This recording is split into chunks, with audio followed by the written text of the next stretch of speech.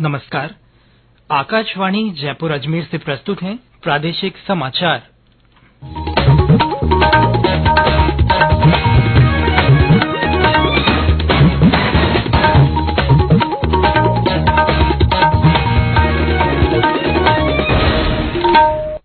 मुख्य समाचार। प्रदेश में पश्चिमी विक्षोभ के असर से आज भी कई स्थानों पर तेज हवा और बारिश का दौर जारी। राजस्थान कर्मचारी चयन बोर्ड ने तृतीय श्रेणी शिक्षक लेवल 1 भर्ती परीक्षा का परिणाम जारी किया। केंद्र की एनडीए सरकार के 9 वर्ष पूरे होने पर गृह मंत्री अमित शाह आज नई दिल्ली में राष्ट्रीय सम्मेलन का उद्घाटन करेंगे और प्रधानमंत्री नरेंद्र मोदी कल आकाशवाणी के मन की बात कार्यक्रम में अपने विचार साझा करेंगे।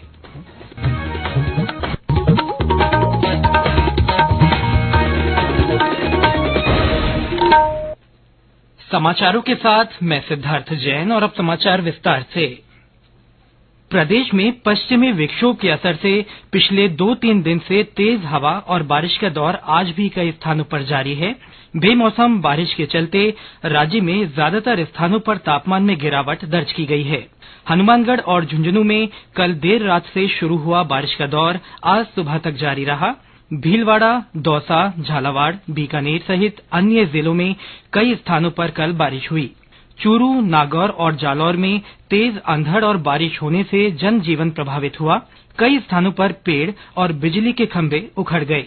सीकर में लगातार हो रही बारिश से शहर के कई इलाके जलमग्न हो गए हैं। नवलगढ़ रोड पर आवागमन अवरुद्ध है। राजधानी जयपुर में आज सुबह से घने बादल छाए हुए हैं और तेज हवा चल रही है। भरतपुर में पिछले कई दिनों से हो रही बारिश और तेज हवा का असर आज भी बना हुआ है और ब्यौरा हमारे संवाददाता से। भरतपुर में आज भी आसमान में घने काले बादल छाए हुए हैं और रात की बूंदें टपक रही हैं, जिससे आमजन को गर्मी व उमस से राहत मिल रही है। पिछले कई दिनों से रुक रुक कर हो रही बरसात से मौसम खुशनुमा बना हुआ है। ठंडी हवा के साथ बारिश की बौछार आमजन के साथ साथ पशु पक्षियों को भी सुकून दे रही है। जेठ के महीने में सावन जैसा एहसास हो रहा है। भरतपुर जिले में पिछले 24 घंटे में 1 इंच से ज्यादा बरसात दर्ज की गई है। मौसम विभाग के अनुसार भरतपुर में 33, बेर में 42, बयाना में 37, उज्जैन में 32, सेवर में करीब 30 मिलीमीटर बरसात दर्ज की गई है, जिससे तापमान में भी गिरावट आई है। शिव कुमार वशिष्ठ, आकाशवाणी समाचार, भरतपुर। मौसम केंद्र जयपुर ने आज जयपुर, दौसा, अजमेर, श्रीगंगानगर, हनुमानगढ़, नागौर, चूरू, सीकर, झुंझुनू, अलवर, भरतपुर, धौलपुर, करौली, सवाई माधोपुर, टोंक जिले और आसपास के क्षेत्रों में कहीं कहीं तेज हवा के साथ बारिश और ओलावृष्टि होने का पूर्वानुमान व्यक्त किया है। मौसम विभाग ने कहा है कि अल नीनो की आशंका के बावजूद देश में इस बार मानसून सामान्य रहेगा। इस वर्ष जून से सितंबर के बीच लगभग 96% वर्षा का अनुमान है। मौसम विभाग के अनुसार जून में तापमान सामान्य से अधिक रहेगा और बारिश सामान्य से कम होगी। राजस्थान कर्मचारी चयन बोर्ड ने कल तृतीय श्रेणी शिक्षक लेवल 1 भर्ती परीक्षा का परिणाम जारी कर दिया। परीक्षा परिणाम में लगभग 2 गुना सफल अभ्यर्थियों को शॉर्टलिस्ट किया गया है। कुल 21,000 पदों की तुलना में 41,546 सफल अभ्यर्थियों को शॉर्टलिस्ट किया गया है, जिन्हें वरीयतानुसार दस्तावेज सत्यापन के लिए बुलाया जाएगा। उल्लेखनीय है कि इस साल 25 फरवरी को आयोजित लेवल 1 की परीक्षा में 1,96,696 अभ्यर्थी शामिल हुए थे। संघ लोक सेवा आयोग यूपीएससी ने एक स्पष्टीकरण जारी कर कहा है कि प्रशासनिक सेवा परीक्षा 2022 में शामिल 2 उम्मीदवारों ने ये झूठा दावा किया है कि यूपीएससी ने उन 2 वास्तविक उम्मीदवारों के स्थान पर उनके चयन की सिफारिश की है। स्पष्टीकरण में कहा गया है कि दोनों ही व्यक्तियों के दावे फर्जी हैं। इन उम्मीदवारों ने अपने दावे के पक्ष में दस्तावेजों में हेराफेरी की है। यूपीएससी ने कहा है कि उनकी कार्यप्रणाली बहुत मजबूत और दुरुस्त है और इन दोनों के खिलाफ आपराधिक और अनुशासनात्मक कार्रवाई की जाएगी। ये समाचार आकाशवाणी जयपुर अजमेर से प्रसारित किए जा रहे हैं। केंद्र की एनडीए सरकार के 9 वर्ष पूरे होने के अवसर पर गृह और सहकारिता मंत्री अमित शाह आज नई दिल्ली में राष्ट्रीय सम्मेलन का उद्घाटन करेंगे। सम्मेलन का विषय है 9 साल सेवा, सुशासन, गरीब कल्याण। इस अवसर पर सूचना और प्रसारण मंत्री अनुराग ठाकुर तथा सूचना और प्रसारण राज्य मंत्री डॉक्टर एल मुरुगन भी मौजूद रहेंगे। नरेंद्र मोदी सरकार ने कल अपने कार्यकाल के 9 वर्ष पूरे किए।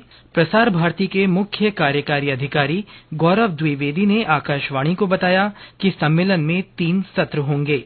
इनके विषय हैं भारत प्रगति की ओर, जन जन का विश्वास और भारत की प्रेरणा युवा शक्ति। श्री द्विवेदी ने कहा कि इन सत्रों में अभिनेता नवाजुद्दीन सिद्दीकी, मुक्केबाज निखत जरीन, संगीतकार अमान अली बंगश सहित कई अन्य प्रमुख हस्तियां शामिल होंगी। प्रधानमंत्री नरेंद्र मोदी ने कहा है कि नया संसद भवन हर भारतीय को गौरवान्वित करेगा।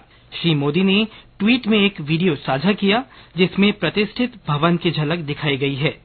उन्होंने लोगों से इस वीडियो को स्वयं की आवाज के साथ #MyParliamentMyPride पर साझा करने का अनुरोध किया है। श्री मोदी ने कहा कि इससे उनके विचार व्यक्त होंगे। प्रधानमंत्री उनमें से कुछ ट्वीट को रीट्वीट करेंगे। केंद्र सरकार ने राष्ट्रपति की मंजूरी के बाद पंजाब हरियाणा उच्च न्यायालय के वरिष्ठ न्यायाधीश ऑगस्टाइन जॉर्ज मसीह को राजस्थान उच्च न्यायालय का मुख्य न्यायाधीश नियुक्त करने की अधिसूचना जारी कर दी है। जुलाई 2008 में न्यायाधीश मसीह की पंजाब हरियाणा उच्च न्यायालय में नियुक्ति हुई थी।